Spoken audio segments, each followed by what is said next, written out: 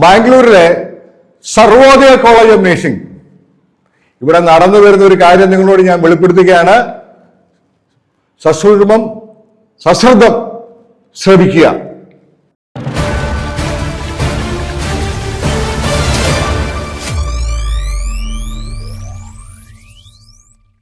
നമസ്കാരം, ഞാൻ M K Thomas.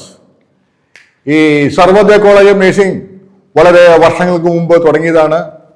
ഒരു കർണാടകത്തിൽ ഉള്ള ഒരു വലിയൊരു ഫേമസ് ആയ ഒരു വ്യക്തി തുടങ്ങിയതാണ്. അങ്ങനെയാണ് ഈ മലയാളി രണ്ടുപേര് ഇത് അവരുടെ ലീസിനോ മറ്റോ എടുക്കുന്നത്. ഒരാളുടെ പേര് ഒരു ജോർജും മറ്റൊരാളുടെ പേര് ഒരു സുനോയും. ഇവരൊക്കെയാണ്. കണ്ടോ, ഇവിടെ നടക്കുന്ന ഒരു കാര്യം ഞാൻ പറഞ്ഞുതരാം. ഇത് ആര് കേൾക്കണമെന്നറിയാമോ? അവിടെ 1-ാം വർഷം, 2-ാം വർഷം, 3-ാം വർഷം, 4-ാം വർഷമൊക്കെ പഠിക്കുന്ന കുട്ടികൾ ശ്രദ്ധിക്കണം. 4-ാം വർഷം പഠിക്കുന്ന പിള്ളേർ പരീക്ഷ കഴിഞ്ഞ് പോയി അവരുടെ ഭാവിക്ക് ഒന്നും സംഭവിക്കത്തില്ല. ബാക്കിയുള്ളവരുടെ ഭാവിക്ക് എന്തെങ്കിലും സംഭവിക്കൂ ഇല്ലയോ അത് നിങ്ങൾ പരിശോധിക്കണം, നിങ്ങൾ ഉറപ്പുവരുത്തണം. ഇവിടെ നടന്നു വരുന്ന ഒരു വ്യാജ നേഴ്സിംഗ് പഠനം അത് പുറത്തു വന്നാൽ യൂണിവേഴ്സിറ്റിയുടെ ഇന്ത്യൻ നേഴ്സിംഗ് കൗൺസിലിന്റെ നിയമപ്രകാരം, റൂൾസ് ആൻഡ് റെഗുലേഷൻസ് പ്രകാരം എല്ലാ കോഴ്സുകളുടെയും അംഗീകാരം റദ്ദാക്കപ്പെടും. അതിനെ സംബന്ധിച്ച് യൂണിവേഴ്സിറ്റിയും ഇന്ത്യൻ നേഴ്സിംഗ് കൗൺസിലും പുറപ്പെടുവിച്ചിട്ടുള്ള സർക്കുലറുകളാണ് ഞാൻ നിങ്ങളെ കാണിക്കുന്നത്. കണ്ടോ? അതോടൊപ്പം ഈ യൂണിവേഴ്സിറ്റിയുടെ വെബ്സൈറ്റിൽ ഒരു വ്യക്തമായിട്ടൊരു കാര്യം പറഞ്ഞിരുന്നു കുറച്ച് നാൾ വരെ. അത് ഈ മാനേജ്മെന്റ് മാഫിയ എല്ലാവരും കൂടി എടുത്തു കളഞ്ഞു. അത് പറഞ്ഞിരിക്കുന്നത് ഇത് കണ്ടോ, post BSc MSc nursing courses offered by RGUHS are not correspondence. അതായത് രാജീവ് ഗാന്ധി യൂണിവേഴ്സിറ്റിയുടെ കീഴിൽ വാഗ്ദാനം ചെയ്യുന്ന പോസ്റ്റ് BSc MSc നേഴ്സിംഗ് കോഴ്സുകൾ കറസ്പോണ്ടൻസ് ആയിട്ട് പഠിക്കാൻ പാടില്ല. If any such instances found, അങ്ങനെ എന്തെങ്കിലും സന്ദർഭങ്ങൾ കണ്ടാൽ ഉടനെ തന്നെ report to the vice chancellor, registrar of RGHS immediately. ഈ ഒരു സന്ദർഭങ്ങൾ കണ്ടാൽ രാജീവ് ഗാന്ധി ആരോഗ്യ സർവകലാശാല വൈസ് ചാൻസലറെയും രജിസ്ട്രാറെ ഉടനെ വിവരം അറിയിക്കുക. നിങ്ങൾ അവിടെ ഇരിക്കുന്ന കുട്ടികളോട് പറയുന്നു, 2024-25 ഈ കോളേജിൽ പോസ്റ്റ് BScക്ക് അഡ്മിഷൻ എടുത്ത കുട്ടികളുടെ വിവരങ്ങൾ ഇതാ കണ്ടോ. MScക്ക് അഡ്മിഷൻ എടുത്ത കുട്ടികളുടെ വിവരങ്ങളും ഇതാ കണ്ടോ.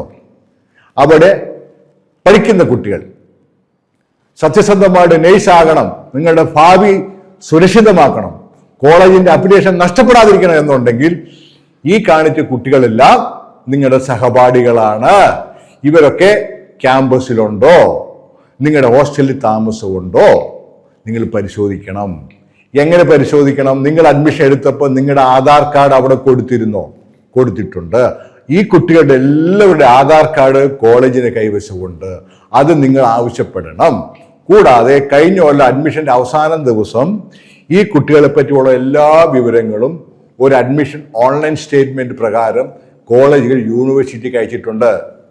അത് നിങ്ങൾ ആവശ്യപ്പെടണം. എന്നിട്ട് ഇവരെല്ലാവരും നിങ്ങളുടെ ക്യാമ്പസിൽ ഉണ്ടോ ഇല്ലയോ എന്ന് പരിശോധിക്കണം.